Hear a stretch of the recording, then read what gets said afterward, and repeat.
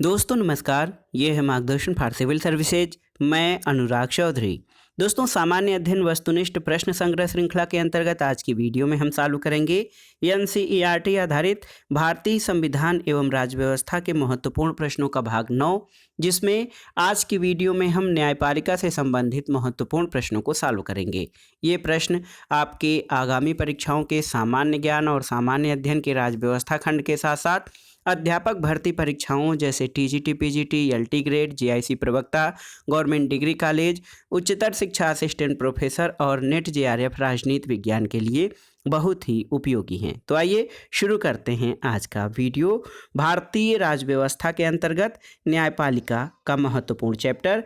इसमें पहला प्रश्न जो है दोस्तों, देखिए, भारत में उच्चतम न्यायालय के न्यायाधीश नियुक्त होने के लिए कौन सी अर्हता अनिवार्य नहीं है? ऑप्शन है भारत का नागरिक होना चाहिए, कम से कम 35 वर्ष की आयु होनी चाहिए, 2 या 2 से अधिक उच्च न्यायालयों में कम से कम 10 वर्ष का अधिवक्ता रह चुका हो और वह एक पारंगत विधिवेत्ता होना चाहिए। तो दोस्तों ऑप्शन बी, आयु कम से कम 35 वर्ष होनी चाहिए, ये अर्हता अनिवार्य नहीं है। और आप देखिए कि संविधान के अनुच्छेद 124(3) के अनुसार किसी भी व्यक्ति को सर्वोच्च न्यायालय यानी सुप्रीम कोर्ट का न्यायाधीश नियुक्त होने के लिए निम्न जो योग्यताएं हैं होनी आवश्यक हैं कि वह भारत का नागरिक हो, 2 या 2 से अधिक उच्च न्यायालयों में कम से कम 5 वर्ष तक न्यायाधीश रह चुका हो और 2 या 2 से अधिक उच्च न्यायालयों में कम से कम 10 वर्ष तक अधिवक्ता रह चुका हो और राष्ट्रपति की राय में पारंगत विधिवेत्ता हो। तो यहाँ पर देखिए, आयु कम से कम 35 वर्ष होनी चाहिए। ये उच्चतम न्यायालय के न्यायाधीश नियुक्त होने के लिए अनिवार्य अर्हता नहीं है।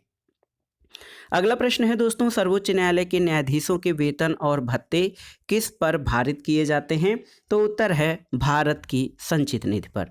दोस्तों सर्वोच्च न्यायालय के न्यायाधीशों के वेतन और भत्ते दोस्तों जो है भारत की संचित निधि यानी कंसोलिडेटेड फंड ऑफ इंडिया पर भारित होते हैं और उच्च न्यायालय के न्यायाधीशों के वेतन और भत्ते राज्य की संचित निधि पर, जबकि उच्च न्यायालय के जो न्यायाधीश हैं उनकी पेंशन जो है वो भारत की संचित निधि पर भारित होती है। याद रखिएगा, उच्च न्यायालय के न्यायाधीशों के वेतन और भत्ते राज्य की संचित निधि पर, जबकि पेंशन भारत की संचित निधि पर भारित होते हैं। अगला प्रश्न है दोस्तों, उच्चतम न्यायालय के सेवानिवृत्त न्यायाधीशों के लिए कहां पर वकालत करने से रोक है? ऑप्शन है उच्चतम न्यायालय के अतिरिक्त किसी अन्य न्यायालय में, भारत के किसी भी न्यायालय में, उच्च न्यायालय से नीचे किसी भी न्यायालय में या किसी भी फौजदारी अदालत में। तो दोस्तों उच्चतम न्यायालय के सेवानिवृत्त न्यायाधीशों को भारत के किसी भी न्यायालय में जो है वकालत करने पर रोक है। देखिए दोस्तों, संविधान के अनुच्छेद 124(7) के अनुसार कोई व्यक्ति जो उच्चतम न्यायालय का न्यायाधीश रह चुका है, भारत के राज्य क्षेत्र के भीतर किसी भी न्यायालय में या किसी प्राधिकारी के समक्ष वकालत कार्य नहीं करेगा। अगला प्रश्न है, उच्च न्यायालय के न्यायाधीशों को उनका कार्यकाल समाप्त होने से पहले ही साबित कदाचार अथवा अक्षमता के आधार पर किसके द्वारा हटाया जा सकता है? तो उत्तर है संसद के दोनों सदनों की सिफारिश पर राष्ट्रपति द्वारा। देखिए दोस्तों, बहुत ही महत्वपूर्ण है कि उच्च न्यायालय के न्यायाधीशों को उन्हीं आधार और प्रक्रियाओं के माध्यम से हटाया जा सकता है जिससे उच्चतम न्यायालय के न्यायाधीशों को हटाया जाता है। उच्च न्यायालय के न्यायाधीशों को उनके पद से साबित कदाचार या असमर्थता के आधार पर हटाया जा सकता है। इसका उल्लेख संविधान के अनुच्छेद 124(4) में किया गया है और इसका प्रस्ताव जो है संसद के प्रत्येक सदन द्वारा अपनी कुल सदस्य संख्या के बहुमत तथा उपस्थित और मत देने वाले सदस्यों के कम से कम 2/3 बहुमत द्वारा पारित होना चाहिए और संसद द्वारा पारित प्रस्ताव को राष्ट्रपति के समक्ष अनुमति के लिए संसद के उसी सत्र में रखा जाता है। अगला प्रश्न है दोस्तों, निम्नलिखित में से किन राज्यों में मार्च 2013 में उच्च न्यायालय की स्थापना हुई थी? ऑप्शन है देखिए, अरुणाचल प्रदेश, मेघालय, मिजोरम और त्रिपुरा में। तो सही उत्तर हो जाएगा केवल 2 और 4 में, मेघालय और त्रिपुरा में। ऑप्शन बी आपका सही उत्तर हो जाएगा। दोस्तों देखिए, बहुत ही महत्वपूर्ण है कि पूर्वोत्तर क्षेत्र पुनर्गठन अधिनियम 1971 ईस्वी में संशोधन करके मेघालय, मणिपुर और त्रिपुरा राज्यों के लिए मार्च 2013 में हाई कोर्ट्स की स्थापना की गई। पहले पूर्वोत्तर के 7 राज्य गुवाहाटी के उच्च न्यायालय के क्षेत्राधिकार में आते थे, लेकिन नए उच्च न्यायालयों की स्थापना के बाद अब केवल असम, नागालैंड, मिजोरम मिजोरम और अरुणाचल प्रदेश इसके क्षेत्राधिकार के अंतर्गत रह गए हैं। और देश में उच्च न्यायालयों की संख्या वर्तमान में दोस्तों, उस समय तो 24 हुई थी, लेकिन वर्तमान में देश में उच्च न्यायालय जो हैं हमारे 25 हैं। अगला प्रश्न है, निम्नलिखित को सुमेलित कीजिए। यहाँ पर आपको सुमेलित करना है। पुडुचेरी, दोस्तों पुडुचेरी की क्षेत्र अधिकारिता जो है मद्रास उच्च न्यायालय के अंतर्गत है। अंडमान और निकोबार द्वीप समूह ये कलकत्ता उच्च न्यायालय के अंतर्गत आते हैं। लक्षद्वीप आपका केरल उच्च न्यायालय के अंतर्गत और दमन द्वीप बम्बई उच्च न्यायालय के अंतर्गत आता है। तो ऑप्शन कौन सा? 3, 4, 1 और 2। ऑप्शन ए आपका सही उत्तर हो जाएगा। अगला प्रश्न है दोस्तों, उच्चतम न्यायालय की प्रथम महिला न्यायाधीश कौन थी? आपको बताना है। तो सही उत्तर है सुश्री एम फातिमा बीबी। दोस्तों मीरा साहिब फातिमा बीबी उच्चतम न्यायालय की प्रथम महिला न्यायाधीश थीं और इनका कार्यकाल 6 अक्टूबर 1989 से 29 अप्रैल 1992 तक था और 1993 में वो राष्ट्रीय मानवाधिकार आयोग की सदस्य भी बनी थीं। तो याद रखिएगा, उच्चतम न्यायालय की प्रथम महिला न्यायाधीश सुश्री एम फातिमा बीबी रहीं। अगला प्रश्न है दोस्तों, देखिए बहुत ही महत्वपूर्ण प्रश्न है। इसमें आप देख सकते हैं कि यहाँ पर आप देखिए दोस्तों, बहुत ही महत्वपूर्ण प्रश्न है। बहुत ही आसानी से आप समझ सकते हैं इसको कि ये जो प्रश्न है आपके लिए कि भारतीय संविधान के किस अनुच्छेद के अंतर्गत केंद्रीय प्रशासनिक अधिकरण कैट के निर्णय को उच्चतम न्यायालय में चुनौती दी जा सकती है, आपको बताना है। तो दोस्तों यहाँ पर देखिए, ये जो अनुच्छेद है बहुत ही महत्वपूर्ण है। ये अनुच्छेद है हमारा अनुच्छेद 323 क। देखिए आप व्याख्या में आ सकते हैं दोस्तों। अनुच्छेद 323 1 क घ के द्वारा केंद्रीय प्रशासनिक अधिकरण यानी सेंट्रल एडमिनिस्ट्रेटिव ट्रिब्यूनल, जिसको CAT कहा जाता है, इसके निर्णय को उच्चतम न्यायालय में चुनौती दी जा सकती है। संविधान के भाग 14 क में अनुच्छेद 323 क और अनुच्छेद 323 ख में अधिकरणों यानी ट्रिब्यूनल्स के जो है स्थापना का उल्लेख किया गया है। 42वें संविधान संशोधन अधिनियम 1976 की धारा द्वारा इसको जोड़ा गया था और संविधान के अनुच्छेद 323 क के अंतर्गत संसद को ये अधिकार दिया गया कि वो संघ और राज्य की लोक सेवाओं यानी पब्लिक सर्विस की सेवा शर्तों से संबंधित विवादों के निपटारे के लिए प्रशासनिक अधिकरण की स्थापना का प्रावधान कर सकती है। तो दोस्तों भारतीय संविधान के अनुच्छेद 323 क के अंतर्गत केंद्रीय प्रशासनिक अधिकरण के निर्णय को उच्चतम न्यायालय में चुनौती दी जा सकती है। अगला प्रश्न है, जिला न्यायालयों के न्यायाधीशों की नियुक्ति किसके द्वारा की जाती है? दोस्तों राज्यपाल, मुख्यमंत्री, विधि मंत्री या राष्ट्रपति? तो सही उत्तर है राज्यपाल। देखिए जिला न्यायालयों के न्यायाधीशों की नियुक्ति राज्यपाल के द्वारा उस राज्य के उच्च न्यायालय से परामर्श करके की जाती है। और अगला प्रश्न है, निम्नलिखित में से कौन सी रिट ऐसी है जो केवल किसी सरकारी पदाधिकारी के विरुद्ध जारी की जाती है? ऑप्शन है आपके बंदी प्रत्यक्षीकरण, परमादेश, प्रतिषेध और उत्प्रेषण। तो सही उत्तर है ऑप्शन बी, परमादेश। देखिए परमादेश या मैंडेमस का शाब्दिक अर्थ होता है कि हम आदेश देते हैं और इसके तहत न्यायालय किसी ऐसे भी सार्वजनिक पदाधिकारी तथा न्यायिक निकायों आदि के विरुद्ध आदेश जारी कर सकता है जो अपने सार्वजनिक कर्तव्यों या कानूनी दायित्वों के पालन की उपेक्षा या इससे इनकार करते हैं। इस रिट के माध्यम से न्यायालय किसी अधिकारी को उसके संवैधानिक और कानूनी अधिकारों के प्रयोग के बारे में निर्देश दे सकता है कि वो संविधान या कानून द्वारा उसे सौंपे गए कर्तव्यों का पालन करे। दोस्तों आपकी जानकारी के लिए बता दें कि रिट जारी करने की शक्ति उच्चतम न्यायालय को अनुच्छेद 32 और उच्च न्यायालय को अनुच्छेद 226 के अंतर्गत प्रदान की गई है। अगला प्रश्न है दोस्तों, सबसे पहले किस उच्च न्यायालय ने घोषणा की थी कि बंद असंवैधानिक है? ये बहुत ही महत्वपूर्ण प्रश्न है। ऑप्शन है आपके आंध्र प्रदेश, मध्य प्रदेश, केरल और ओडिशा। तो सही उत्तर है ऑप्शन सी, केरल। दोस्तों भरत कुमार बनाम केरल राज्य मामले 1997 में केरल उच्च न्यायालय ने बंद को असंवैधानिक घोषित किया था और ये निर्णय दिया था कि बंद का अधिकार अनुच्छेद 19 क में अभिव्यक्ति की स्वतंत्रता के अंतर्गत मौलिक अधिकार के अंतर्गत नहीं आता है। अगला प्रश्न है, निम्नांकित में से किसने उच्चतम न्यायालय के न्यायाधीश और लोकसभा अध्यक्ष के पदों को सुशोभित किया? ऑप्शन है M हिदायतुल्ला, KS हेगड़े, सुब्बा राव या फिर PN भगवती। तो सही उत्तर है ऑप्शन बी के.एस. हेगड़े। दोस्तों न्यायमूर्ति के.एस. हेगड़े ने 17 जुलाई 1967 से 30 अप्रैल 1973 तक उच्चतम न्यायालय के न्यायाधीश और 21 जुलाई 1977 से 21 जनवरी 1980 तक लोकसभा के अध्यक्ष के पदों को सुशोभित किया था। अगला प्रश्न है दोस्तों, भारत के उच्चतम न्यायालय को प्राप्त है, देखिए, केवल मूल क्षेत्राधिकार, केवल परामर्शदात्री क्षेत्राधिकार, अपीली और परामर्श क्षेत्राधिकार या फिर मूल अपीली और परामर्श क्षेत्राधिकार। तो सही उत्तर ऑप्शन डी हो जाएगा, मूल अपीली और परामर्शी क्षेत्राधिकार ये भारत के उच्चतम न्यायालय को प्राप्त हैं। ऑप्शन डी आपका सही उत्तर है। दोस्तों उच्चतम न्यायालय को भारतीय संविधान द्वारा व्यापक क्षेत्राधिकार दिया गया है। मूल क्षेत्राधिकार के अंतर्गत केंद्र राज्य विवाद और दो या दो से अधिक राज्यों के मध्य विवादों का निपटारा करता है। अपीली क्षेत्राधिकार में उच्चतम न्यायालय भारत का अंतिम अपीली न्यायालय है और उसे संवैधानिक, दीवानी और दांडिक आदि विषयों के बारे में उच्च न्यायालय के निर्णयों के विरुद्ध अपीलें सुनने का अधिकार है। और परामर्शदात्री या सलाहकारी क्षेत्राधिकार के अंतर्गत राष्ट्रपति किसी विशेष परिस्थिति में उच्चतम न्यायालय से परामर्श मांग सकता है। अगला प्रश्न है दोस्तों, उच्चतम न्यायालय के न्यायाधीशों की नियुक्ति की जाती है राष्ट्रपति द्वारा, जो है राज्यसभा द्वारा अनुमोदन किए जाने पर, लोकसभा की सलाह पर, प्रधानमंत्री की सलाह पर या उच्चतम न्यायालय के मुख्य न्यायाधीश से परामर्श से। तो सही उत्तर ऑप्शन डी हो जाएगा। दोस्तों उच्चतम न्यायालय के न्यायाधीशों की नियुक्ति का प्रावधान संविधान के अनुच्छेद 124(2) में है और इसके अनुसार राष्ट्रपति उच्चतम न्यायालय और राज्यों के उच्च न्यायालयों के न्यायाधीशों से परामर्श करेगा, जो भी राष्ट्रपति उचित समझे, लेकिन मुख्य न्यायाधीश से अन्य किसी न्यायाधीश की नियुक्ति में मुख्य न्यायाधीश से वो परामर्श करता है।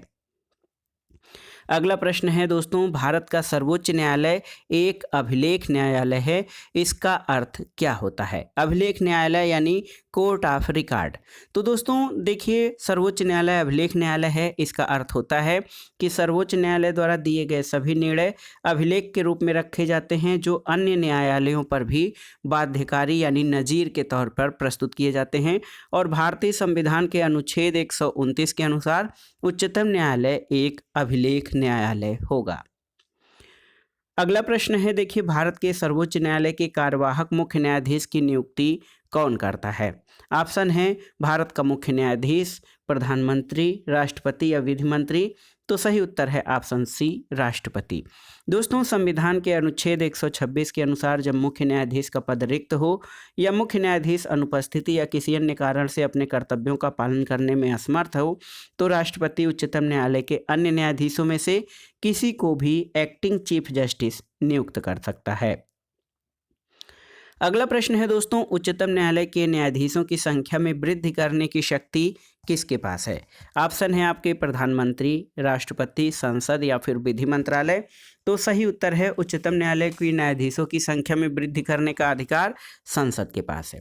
इसको इस प्रकार से देख सकते हैं कि संविधान के अनुच्छेद 124(1) के अनुसार उच्चतम न्यायालय में न्यायाधीशों की संख्या में वृद्धि करने की शक्ति संसद में है और मूल संविधान में उच्चतम न्यायालय के लिए एक मुख्य न्यायाधीश और 7 अन्य न्यायाधीशों की व्यवस्था की गई थी।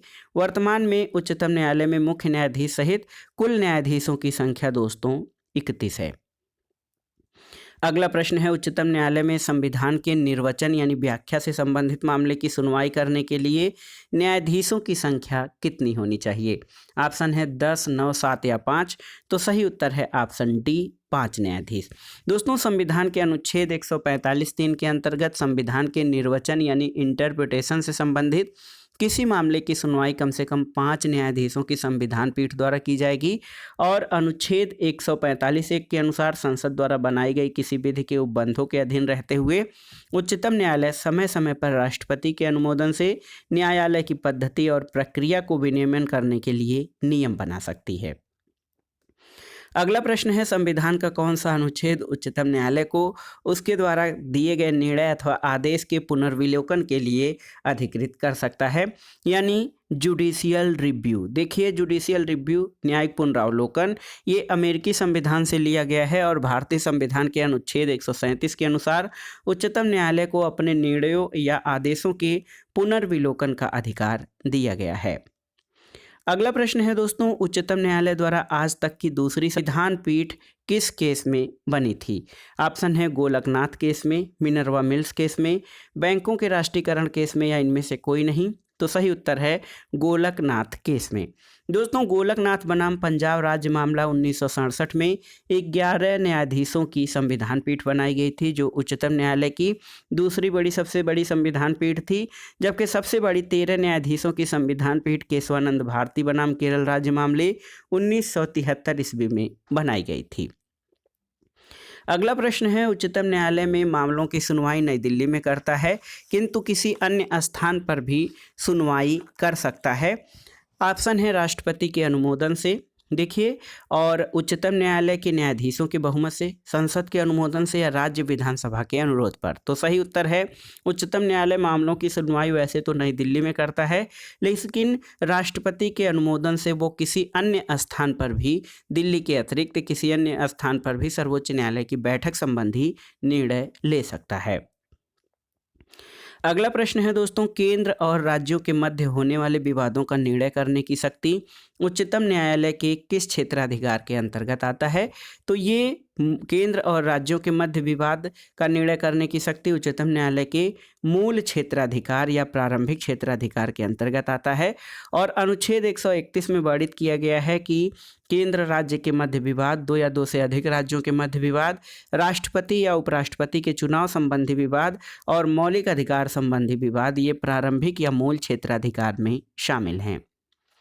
अगला प्रश्न है, निम्नलिखित में से किसे अभिलेख न्यायालय कहा जाता है? तो ऑप्शन है, देखिए, केवल उच्च न्यायालयों को, केवल उच्चतम न्यायालयों को, उच्च न्यायालय और उच्चतम न्यायालय दोनों को, या जनपद न्यायालयों को। तो सही उत्तर है ऑप्शन सी।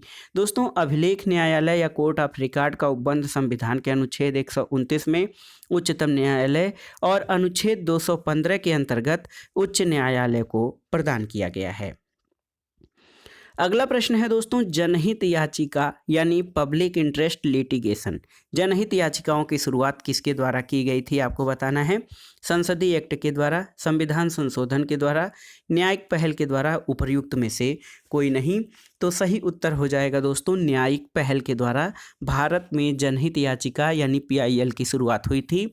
दोस्तों, प्रारंभ में 1980 के दशक में इसका प्रारंभ अमेरिका में हुआ था और भारत में इसे प्रारंभ करने का श्रेय उच्चतम न्यायालय के पूर्व न्यायाधीश PN भगवती और BR कृष्ण अय्यर को दिया जाता है। न्यायालय की पहल के बाद ही जनहित याचिकाओं का दौर प्रारंभ हुआ और इसके तहत कोई व्यक्ति या समाज का कोई वर्ग जिसके विधिक अधिकारों का हनन हुआ है, वह स्वयं या अन्य कोई व्यक्ति उच्चतम न्यायालय या उच्च न्यायालय में उसकी याचिका दायर कर सकता है और संविधान उसे जो है महत्व देकर उसकी सुनवाई करता है, जो कोर्ट है। अगला प्रश्न है दोस्तों, संविधान के किस अनुच्छेद के अंतर्गत न्यायालयों द्वारा संसद की कार्रवाइयों को जांच करना प्रतिबंधित किया गया है? अनुच्छेद 127, 122, 126 या 139? तो सही उत्तर ऑप्शन बी, अनुच्छेद 122।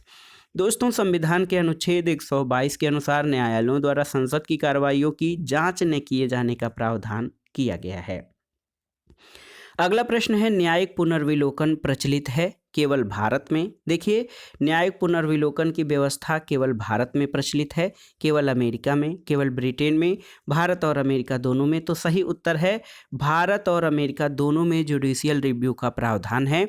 और दोस्तों, बहुत ही महत्वपूर्ण है, ये भारतीय संविधान में अमेरिकी संविधान से ये व्यवस्था ली गई है और भारतीय संविधान में ये प्रत्यक्ष नहीं बल्कि अप्रत्यक्ष रूप से अनुच्छेद 13 में निहित है। और न्यायिक पुनर्विलोकन का अर्थ है कि कार्यपालिका के किसी आदेश या विधायिका के किसी कानून पर न्यायालय द्वारा पुनर्विचार करना और संवैधानिक प्रावधानों के विरुद्ध पाए जाने पर उसे रद्द करना न्यायिक पुनर्विलोकन कहा जाता है। अगला प्रश्न है दोस्तों, उच्चतम न्यायालय के न्यायाधीशों का वेतन निर्धारण किसके द्वारा किया जाता है?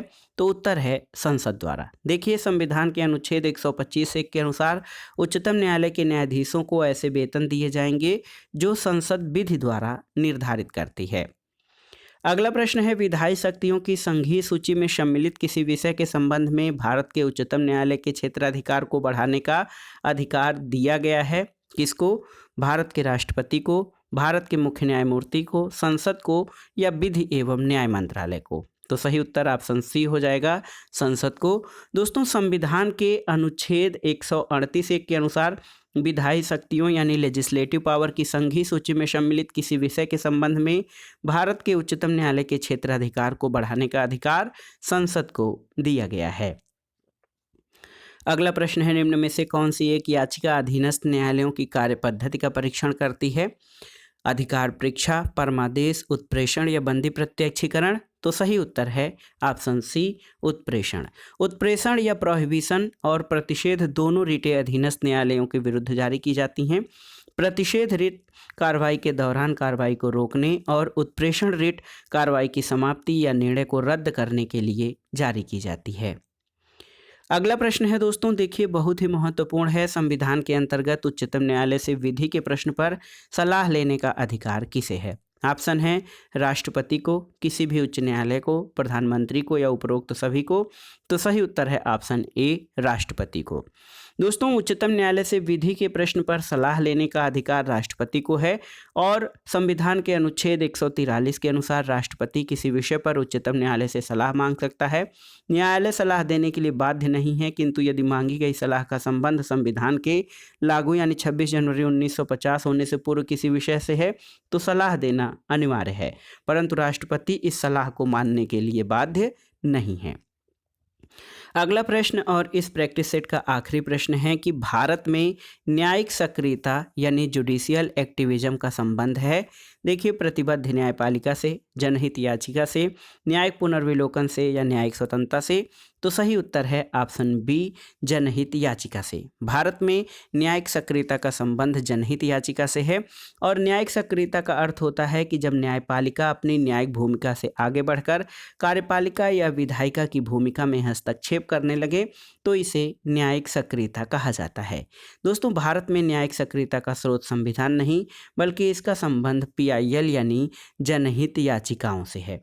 तो ये था आज का प्रैक्टिस सेट जिसमें आपने भारत की न्यायपालिका से संबंधित महत्वपूर्ण प्रश्नों को सॉल्व किया है और ये प्रश्न आपके आगामी परीक्षाओं के सामान्य ज्ञान, सामान्य अध्ययन और अन्य परीक्षाओं जैसे LT ग्रेड, TGT, PGT, सामाजिक विज्ञान, गवर्नमेंट इंटर कॉलेज प्रवक्ता, government degree college, assistant professor और नेट JRF राजनीति विज्ञान के लिए बहुत ही उपयोगी हैं। आप इन प्रश्नों को तैयार कर लीजिएगा। वीडियो आपको कैसा लगा हमें कमेंट बॉक्स में ज़रूर बताइएगा। वीडियो को लाइक करें, शेयर करें और इस चैनल मार्गदर्शन फॉर सिविल सर्विसेज को सब्सक्राइब करें। वीडियो देखने के लिए धन्यवाद दोस्तों, नमस्कार।